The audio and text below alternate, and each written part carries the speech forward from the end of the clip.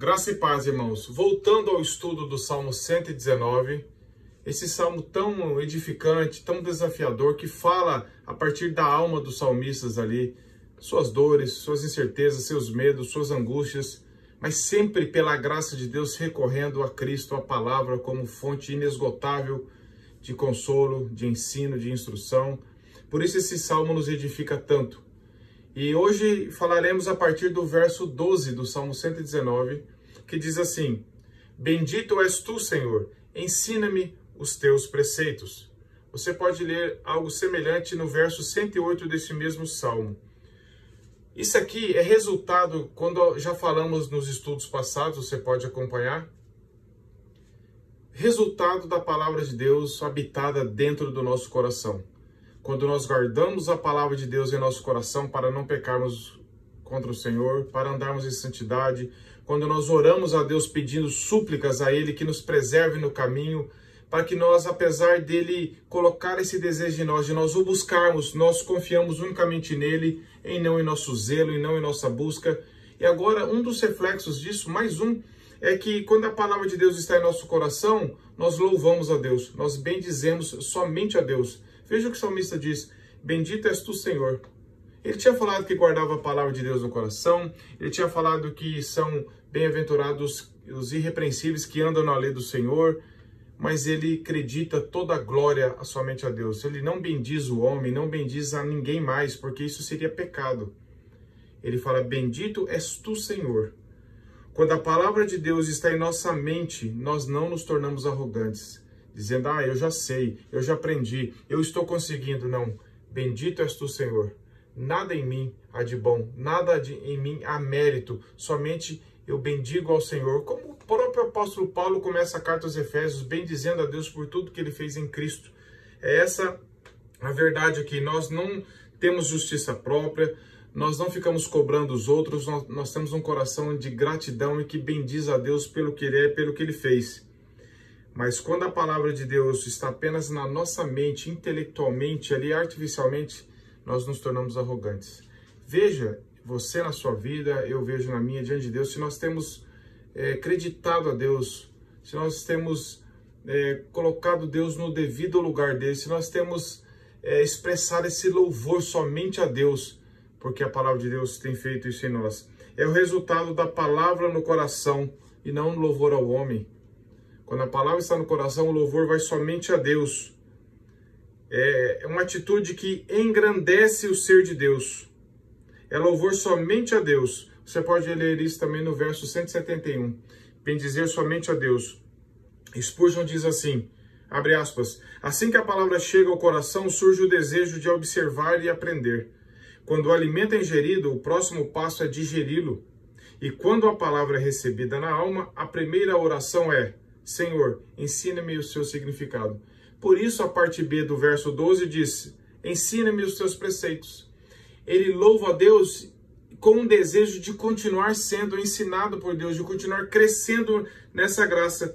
Não é um bem-dizer no sentido de eu já aprendi tudo, eu já sei de tudo, um bem-dizer arrogante, mas é um bem-dizer humilde. Senhor, continua me ensinando, continua ganhando o meu coração, porque o meu coração foi quebrantado pelo Senhor. Ele está sedento por conhecer, por relacionar mais com o Senhor na palavra.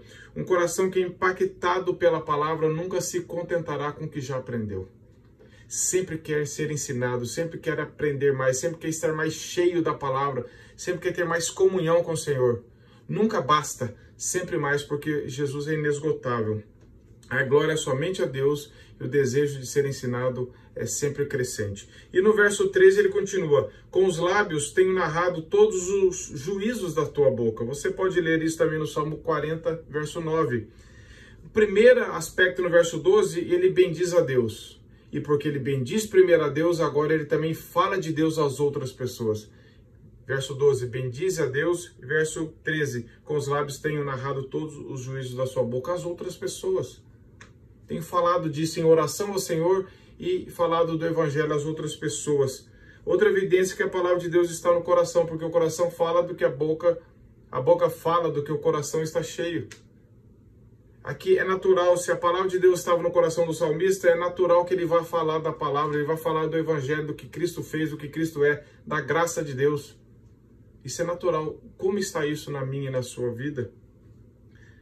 O que Davi, provavelmente esse salmo de Davi foi edificado, ele compartilha, não no sentido de crítica, não no sentido de arrogância, mas ao contrário, no sentido de testemunhar dessa graça de Deus, pois o evangelho não nos torna egoísta só para nós, ele nos faz compartilhar, porque nós sabemos que nós somos alcançados por algo que nós jamais teríamos buscado se não fosse a graça de Deus. Mas quando o coração é ganho pela verdade, então a alegria em compartilhar, nós não conseguimos nos calar. Porque nós falamos de tantas coisas que habitam em nosso coração.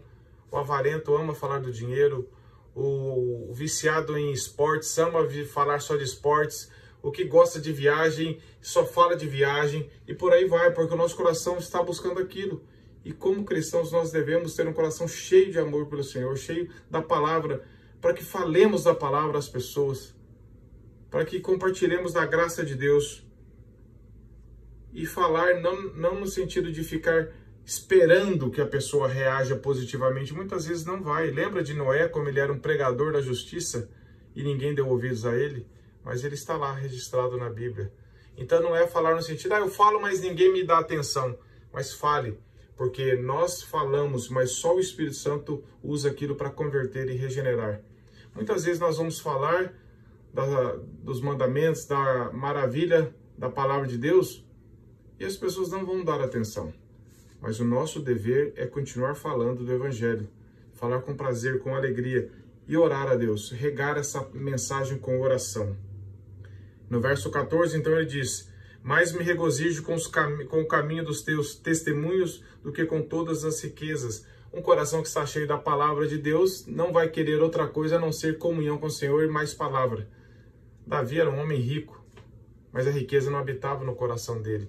Ele diz que a palavra de Deus no coração é o maior tesouro que ele tem, e é o maior tesouro que um homem e uma mulher pode ter. Deus não é contra a riqueza, mas contra a riqueza dominando o coração.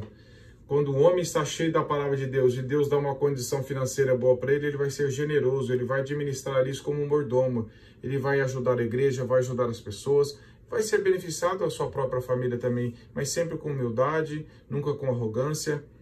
Então, o que ele está falando aqui não é que ele despreza as riquezas, que ele não quer nem saber disso. É que, comparativamente, o Evangelho, ele sufoca todas essas pequenas coisas da terra. Porque tudo que é riqueza daqui atrás, a ferrugem corrói, o ladrão rouba, mas a palavra de Deus no coração de um homem, ninguém rouba. É isso que Jesus ensina. E a mesma verdade nós podemos ver no Salmo 162. Então, eu queria deixar essa mensagem aqui com vocês. Lembremos que tudo que há nesse mundo se ficará por aqui, se perderá, mas um coração ganho pelo Evangelho será útil aqui e na eternidade. Que o Salmo 119 possa estar edificando a sua vida como tem edificado a minha, e que nós possamos compartilhar essa mensagem que você ouviu, para que outras pessoas também sejam alcançadas pelo Evangelho. Deus te abençoe e até o próximo estudo, se Deus permitir.